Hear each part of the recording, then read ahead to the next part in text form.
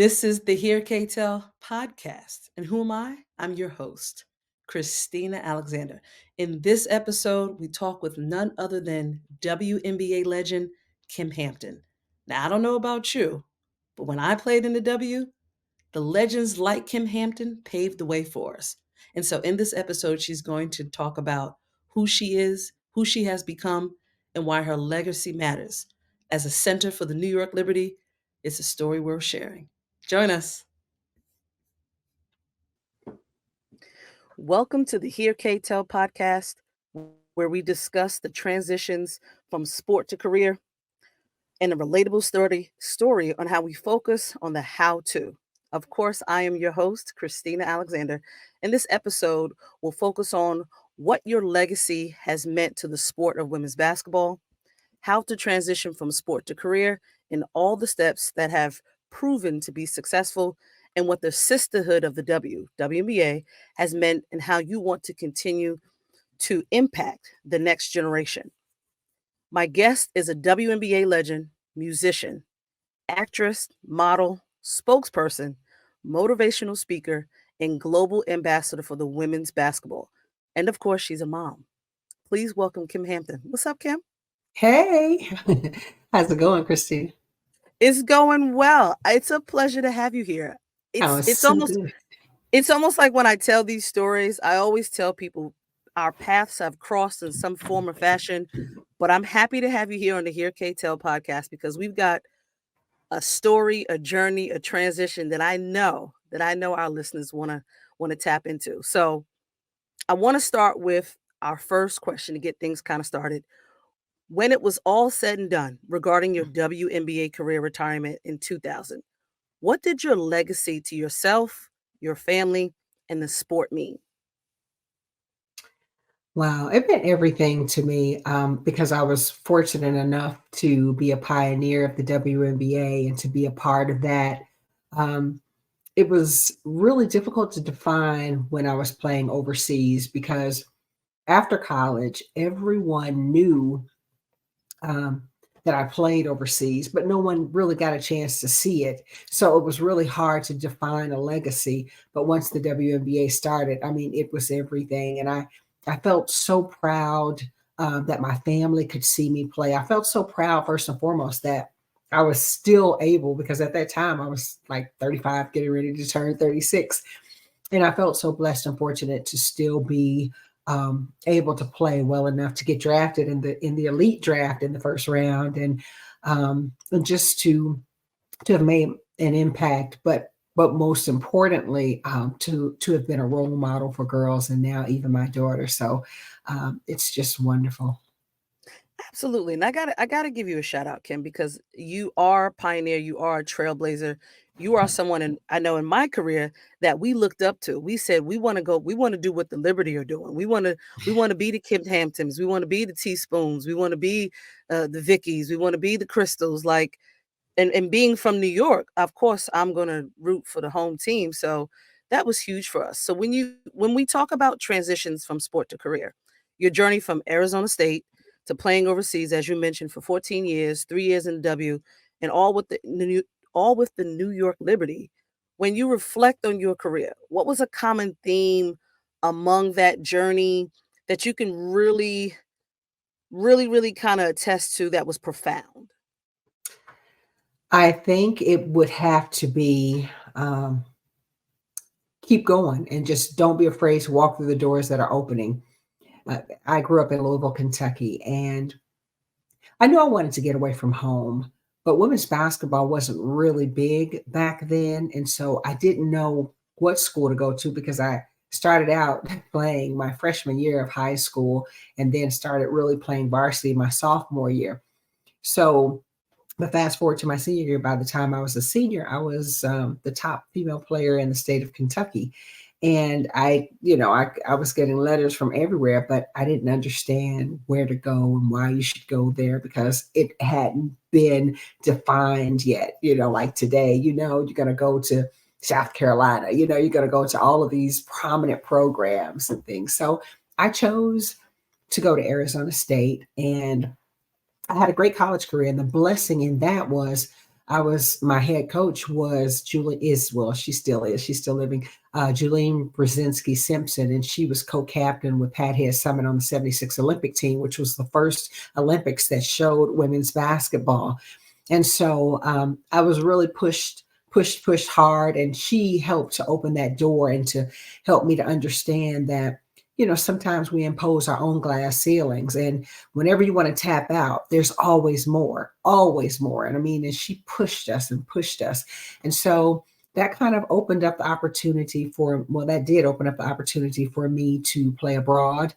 And a lot of people are like, you got to go over there, you're going to play. And I'm like, you know what? Yeah, I'm going to go for it. And Mhm. so that has pretty much been it for me, to never be afraid to seek other opportunities, because sometimes your best opportunities might not be in your backyard. You might have to go somewhere else to, to be able to capitalize on those. So that would be That's it for me.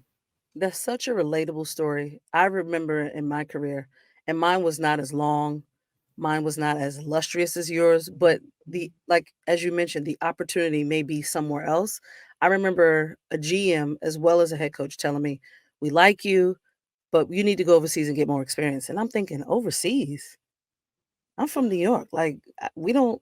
And so, going overseas was such an experience. I remember telling and Marianne Stanley, that's who told me, "We like you, but we need you to go overseas." And shout out to Marianne Stanley because at that moment, I didn't realize the lesson that I was being taught and the lesson I learned to go overseas, understand how to become a professional, understand how Mhm. to perfect my craft. It's just so much that, like I said, that relatable story that you're telling, I'm saying to myself, we've all done it in some form or fashion. And I think, when it speaks volumes when you can really talk about it on hindsight now. So we know who Kim Hampton is. You've accomplished some amazing things within your journey. And I mentioned just a little bit in your bio: modeling, acting, singing, to name a few, as well as the original, and I didn't know this, the original cover girl queen collection model, the original Lane Bryant V Girls, and a national V Girl campaign model. What did basketball prepare you for the most as it pertains to life after basketball? Um, it taught me to not be afraid to be on the stage. It taught me to see the blessings and the gifts that I was blessed with.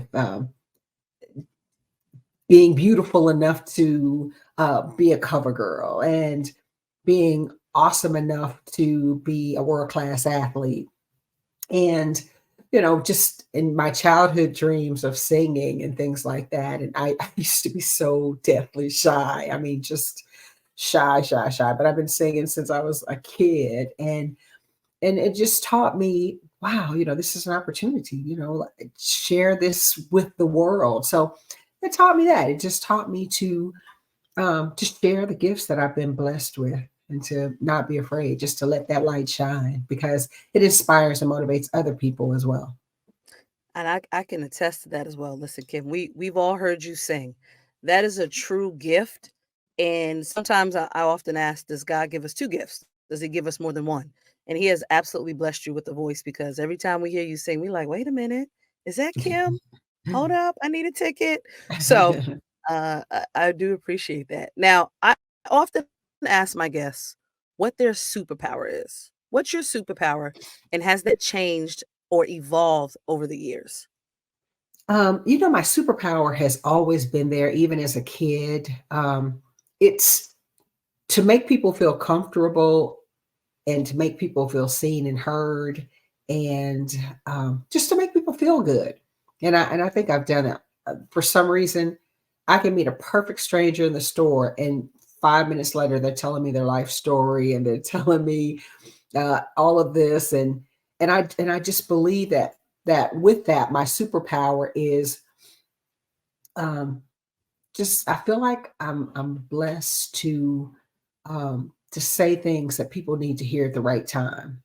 And so it's transparency, and when it's with my family and my closer friends, it might come off a little bit it might come off a little bit more brash than not. But when it's with strangers, it's it might be something that, well, for example, if I were to go and speak to some kids on a basketball team, and Mhm.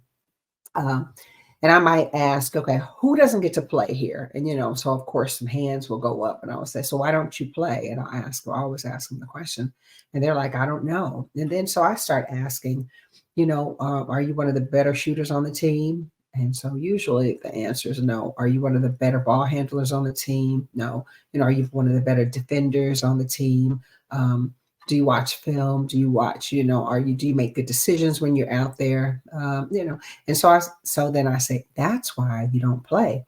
And, and I talk to them and I say, go and sit down and talk to your coach. Let your coach know that you're serious about playing, and help and ask your coach to help you devise a plan that's going to get you on the court, what you need to do, and start there. And it might not happen next week, but and so just little things like that. And I think I help people look at things in a different light, in a different way. I try to always bring a positive spin to it. for for example, well, I guess I can't talk about that, but I Okay. can just say this. I can I was say gonna say, this. I can, right, share yeah, the experience. I can actually, yeah, I can actually say, I remember, well, one of my friends, she was working in a hybrid situation, and that means that they would go into work 3 days a week and wouldn't work, but could work from home, excuse me, on Mondays and Fridays. So they would just go in Tuesday, Wednesday, and Thursday. Well, the job just started going in 4 to 1, meaning they go in Monday through Thursday, and then they get to work from home. And she was just kind of complaining about it a little bit and just unhappy, and things like that. And, I just said, well, number one, at least you have a good job. You've got a really good job. And I said, number two, I said, any other job, you'd be going in 5 days a week. And I said, and number three, it just allows you to build more relationships, because if we just work from home, then we miss out on so much. So now you get to go in, share that big personality, and let people know who you are. And then that way, who knows, that could lead to maybe you getting a promotion, or just lead to you learning more stuff. And so she was like, you know what? That was a good way of looking at it. So I think that's my superpower of just saying things to people, that they might need to hear at that time, and also putting a positive spin on things and just making people feel safe. I love that. Certainly, certainly, we all could use a positive word, especially when we don't realize that we need it, that we needed that comforting, that support, and so, I could definitely attest to that. Now, let's pivot just a little bit because transitions are a part of life, especially sport. As you show up every day, I want you to give me one word to headline the women's game today, but post 2013. And I want our listeners to understand and our viewers to know that I'm talking post 2013 because that's when Instagram, Twitter, and all those social medias really took off. And then I want you to give me one word to headline the women's game from the 80s to 2013, because that was a part of your era. And then I'm going to ask you the third question after you answer those two. Okay, so first from post 2013. 13 and Okay, on to now. Yeah. I would say my one word would be dynamic. Mm-hmm. Dynamic. Okay. I just feel, I feel the women players are just, it is just amazing just to see the growth from, let's just take the WNBA from when the WNBA started to where the WNBA is now. And then you look at the collegiate players and even high school players. It's dynamic. That's the word now for me. Okay, and what's the Yeah. second era? So one word to headline the women's game from the 80s to 2013, which was pre social media.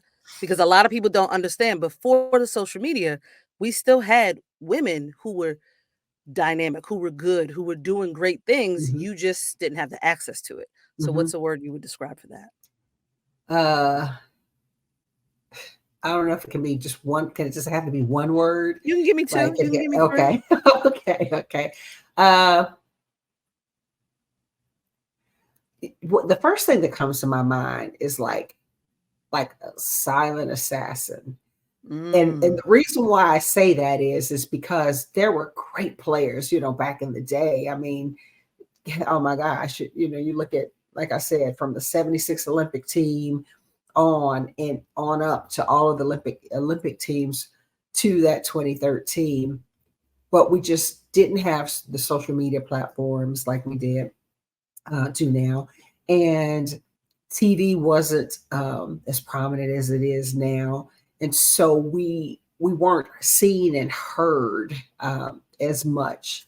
But it was like that silent assassin was coming, it was just on the rise. And it was just like, oh my gosh, like this is going to be something. So yeah, I would just say, yeah, I silent would assassin is what I think of. I would agree with you on the silent assassin because it's almost as if we didn't know what was we didn't know what to expect, but we knew it was coming. And there are so many women that when people get in these conversations on Twitter, on social media, I almost want to tell them, please do your history.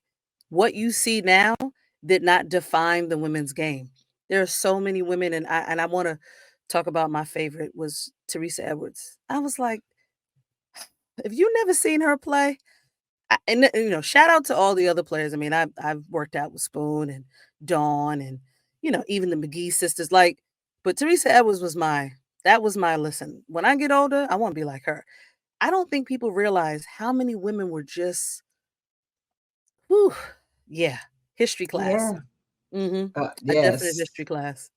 Now, what's one improvement that you think, besides the social media aspect, besides the access points, what's one improvement that you've seen from one era to the next? Okay, I don't quite understand your question. Meaning, like, I believe the game has improved. It's gotten Mhm, better. It's mhm. gotten more athletic. It's gotten Okay. faster. We play a little bit higher off the ground. I won't say above the rim. Oh, yeah. Oh, yeah, okay. So Well, yeah, so that okay. Yeah, all well, then I would have to agree with all of that. It's just amazing to see how athletes in general, but how they've evolved. It's kind of like game changers or levels to a video game, different levels. You look back in the maybe 80s and 70s and things like that, and women were doing certain things. And now you fast forward. I mean, women, did you see the kid, South Carolina, where she went behind the back, she crossed over, went the behind point the guard. back, and then reversed it. Yeah. Oh my God. Just things like that. You got kids dunking in games and just athletically it's just amazing how just humans have evolved. And then just the mindsets, people weren't doing those things, back then. So no one, you didn't have anything to mimic. And so you watch the guys game, and then you watch the women's. And so it's just, yeah, and I just can't wait to see how much more it grows. It's crazy. Absolutely, and I think you hit on something in terms of having the ability to mimic some of the things that we can see more of or have access to, because there are a lot of women doing some things you're thinking, yeah, I didn't do that in my career, but that looked good. So I totally understand. Now Yeah. you've played with the likes of many WNBA legends, as I mentioned, Teaspoon, Crystal Robinson, Vicky Johnson, Sue Wicks. What has the sisterhood of the W and the sport of women's basketball meant to you in I give you 2 sentences, Kim. I was gonna give you 1 sentence. I give you 2 sentences. Um, it's a lot because we all have us as individuals, each person as individuals, we have our own stuff that we are going through. But it seems so much easier when you have that sisterhood. It seems like, someone's going to have something positive to say. Someone on the team is going to have something funny to say. You don't have to go through it alone. And so it's great. And then that sisterhood teaches you how to fight.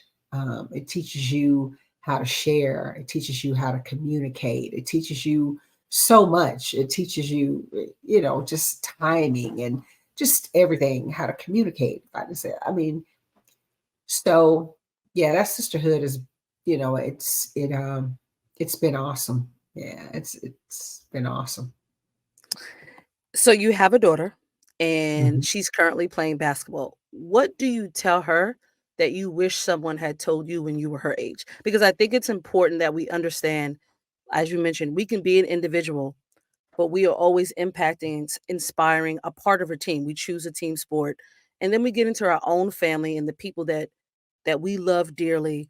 And then at some point, we need to pass something on, and you're obviously doing that. Mhm. So, you know, what would you do to tell her that you wish someone had told you? Number one, that basketball is more than just scoring points because we all Amen. know if you're a player, you're going to have days where you start slow. You might miss your first two, three, four shots. But if your mindset is of such that your points that it matters, then you might shoot yourself out of the game in the first four or five shots because you've missed them.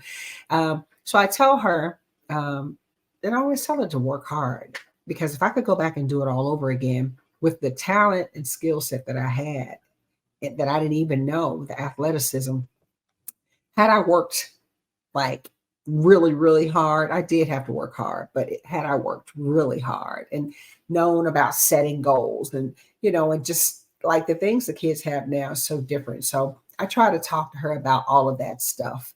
I try to tell her to control your controllables. You can't control if the coach plays you or if the coach doesn't. You can't control if your coach wants you to play this position or that position. You can't control certain things. So you don't worry about those things, but you constantly prepare and you constantly stay ready. So, that's the stuff that I talk to her about, and just not getting down on yourself if you have a bad game or if you, and I really talk to her about watching film. Go watch film Yes. because film does Yes. not lie. It doesn't lie. It'll show you where you should have been on defense, why you got beat. It'll show you how you can stop from getting beat. It'll show you even on offense. If you're struggling to figure it out on offense, it'll show you where the pockets open up for you to score or when to score it. And just learning how to make better passes to your teammates, or it helps you to understand your teammates and learn them, their characteristics. So, yeah. I absolutely agree. As a point guard, watching film and studying movement of my opponent, even my teammates, was my secret sauce. I yes, I was fast, but I was never the tallest. And as you know, at guards, we come a dime a dozen. So I would agree with you that the basketball IQ, the ability to watch film and really soak it up and use that to your advantage is critical, critical.